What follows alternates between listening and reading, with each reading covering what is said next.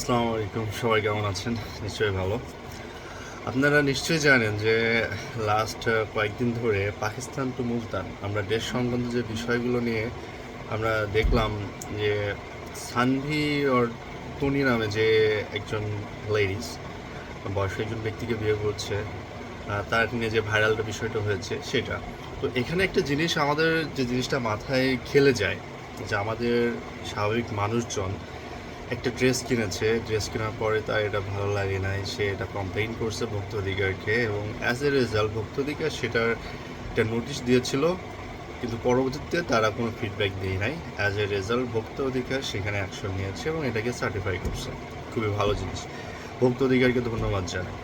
ঠিক একইভাবে আমাদের দেশে গুলশান, বনানী, ধানমন্ডি বা ঢাকা মেগা সিটিতে যতগুলো ভালো ভালো মার্কেট প্লেস রয়েছে বা নামকরা মার্কেট প্লেস রয়েছে, সবগুলো মার্কেট প্লেসে তাদের উচিত জাস্টিফাই করা। বিকজ আমাদের দেশে খুব নামকরা একটা ই কমার্স সাইট ই ভ্যালি, তাদের যতগুলো প্রোডাক্ট রয়েছে সবগুলো প্রোডাক্টই কিন্তু গুলিস্তান থেকেই তারা প্রোভাইড করছে এবং এটা অনেকেই জেনে গিয়েছে যে গুলিস্তান প্রোডাক্টই ই ভ্যালি প্রোভাইড করে থাকে এবং গুলিস্তানই এখন একটা ব্র্যান্ড। সো তানভীর ক্ষেত্রে আসে যে জিনিসটা মাথায় মানে আইডিয়া আসলো, খেটে গেল, কিছু বলা উচিত, দ্যাটস ওয়াই মেক করা। তো আমাদের পাবলিকের কাছে একটা বিষয় রিকোয়েস্ট থাকবে, তারা যখন কোনো প্রোডাক্ট ক্রয় করে তারা ভেড়ার পালের মতো যেন লাভ না দিয়ে জাস্টিফাই করে যাচাই বাছাই করে যেন সে এখান থেকে সেটা নেয়।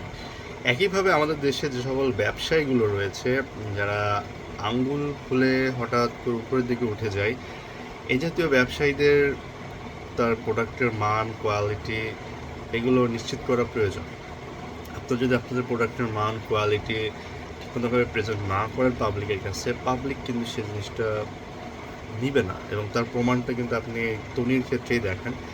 সে যেভাবে ভাইরাল হয়েছিল ঠিক সেভাবেই কিন্তু তার একটা ফলস ডাউন একটা আমরা দেখতে পাচ্ছি। তার ভালো রকমের একটা হিট হয়েছে তার মার্কেট প্লেসে বা তার প্রোডাক্টসের জন্য। তো যারা মিথ্যা নাম নিয়ে প্রোডাক্ট বা বিজনেস করেন তাদের উচিত এখান থেকে কোনো কিছু লার্ন করা।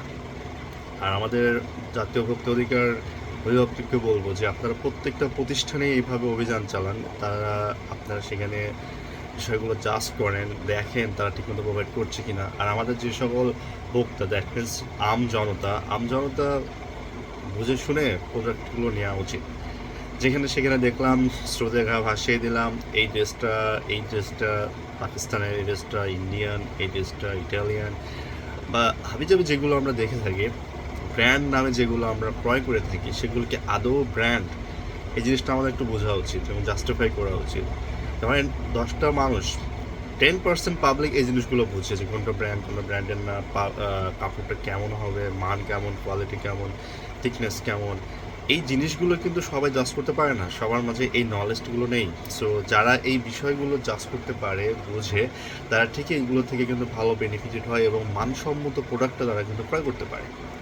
ব্যবসায়ীরা কিন্তু এই জিনিসটা খুব ভালো মতোভাবে গ্রিপ করতে পারে যে আমাদের যারা টার্গেট, যারা পিপল, তারা প্রপারলি এই বিষয়ে এডুকেটেড না, মানে কৌশলী না বা স্মার্ট না এই ব্যাপারে।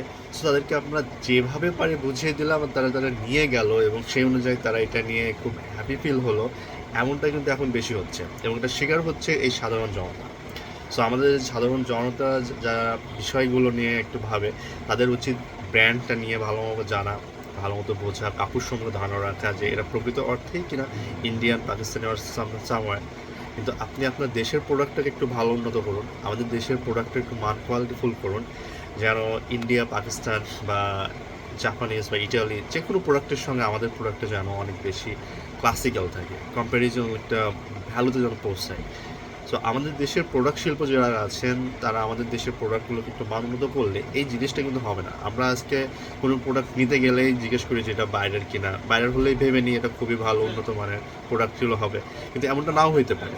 কিন্তু আপনার দেশের প্রোডাক্টটাকে যদি আপনি খুব ডেভেলপ করেন, হাই ভ্যালুয়েবল করে দেন, দেখবেন পাবলিক কিন্তু এই প্রোডাক্টটা কিন্তু বুঝতে শিখবে, তা জানতে শিখবে।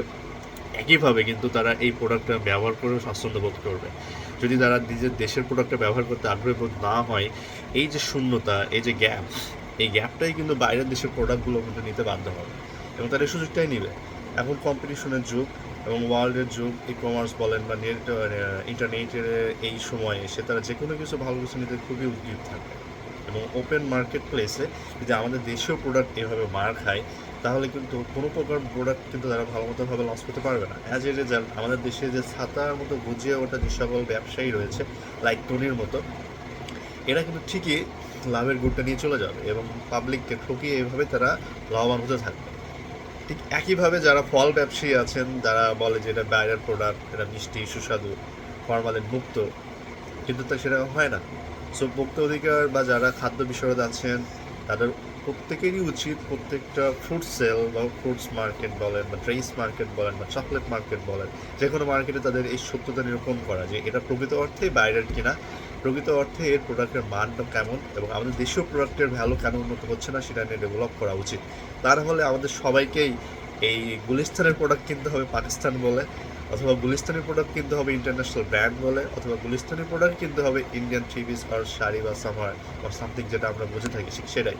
সো আমি চেষ্টা করবো ভোক্তা অধিকার অধিদপ্তরকে ধন্যবাদ এরকম অপারেশন পরিচালনা করার জন্য, এবং তারা যেন আরও অনেক অপারেশন এভাবে চালু রাখে এবং প্রত্যেকটা মার্কেট প্রত্যেকটা প্লেসে যেন তারা এইভাবে অভিযানটা কন্টিনিউ করে, যেন পাবলিক আরেকটু বুঝতে পারে, আরেকটু সচেতন হয় এবং তারা মান সম্বন্ধে আরও একটু ভালো জ্ঞান ধারণা রাখে। এবং ব্র্যান্ড সম্পর্কে যারা আছেন তারা অবশ্যই ব্র্যান্ডের ভ্যালুটাকে একটু প্রমোট করুন, একটু বাড়ান, যেন মানুষ আপনাদের ব্র্যান্ডটা নিয়ে স্যাটিসফ্যাকশন পায়। তারা যেন এই কনফিউশন না ভোগে যে না আমি মনে হয় ঠকে গেলাম, আমার কষ্ট অর্জিত একটা অর্থ আমি মনে হয় ভুল জায়গায় ইনভেস্ট করলাম। আমি একটা প্রোডাক্ট যদি 10,000 টাকা বা 5,000 টাকা, ইভেন 1,000 টাকা দিয়ে কিনেও যদি সেইটার মান যদি আমি না পাই, তাহলে কিন্তু দিন শেষে সবই কিছু ব্যর্থতা বলেন বা প্রতারণার মধ্যে চলে যাবে। সো যে সকল ব্যবসায়ীরা আছেন, হালাল ওয়েতে উপার্জন করার চেষ্টা করুন, আপনার প্রোডাক্টের মান ভ্যালু সব কিছু ঠিকঠাক রাখুন, কাগজপত্র এলসি এভরিথিং, যেন ভোক্তা অধিদপ্তর যদি আপনার কাছে আসে জানতে চায়, অবশ্যই যেন আপনারা তাকে সুন্দরভাবে প্রেজেন্ট করতে পারেন, আপনার প্রোডাক্টের ভ্যালুটা তাদেরকে জানিয়ে দিতে পারেন। একই সঙ্গে যারা ভোক্তা আমাদের মতো যারা পাবলিক রয়েছে, তারাও যেন একটু কনসিয়াস থাকে এবং প্রোডাক্টের মান নিয়ে যেন কোনো প্রকার কনফিউশনে না ভোগেন, জেনে শুনে বুঝে তারপর যেন আমরা প্রোডাক্টটা ব্যবহার করতে পারি।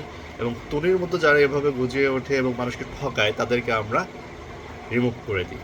এবং বাংলাদেশে অনেক ভালো ভালো যারা এন্টারপ্রিনিউর আছেন, যারা ভালো ভালো অনলাইন বিজনেস করছেন, তাদেরকে সাধুবাদ জানাই। আপনাদের কাছে অনুরোধ থাকবে আপনারা দয়া করে ভালো প্রোডাক্টটা আমাদের সামনে নিয়ে আসুন, আমরা সেই প্রোডাক্টটা নিতে আগ্রহী বোধ করবো ইনশাআল্লাহ।